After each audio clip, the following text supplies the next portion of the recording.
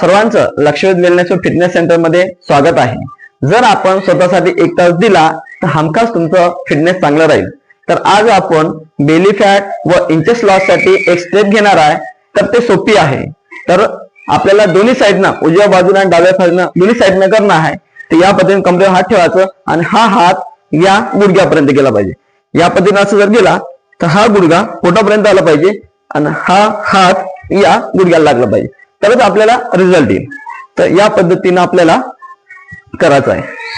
1 2 3 4 5 6 7 8 9 10 11 12 13 14 15 16 17 18 19 20 21 22 23 24 25 26 27 28 29 30 अशा पद्धतीने आपल्याला 50 वेळा करणार आहे।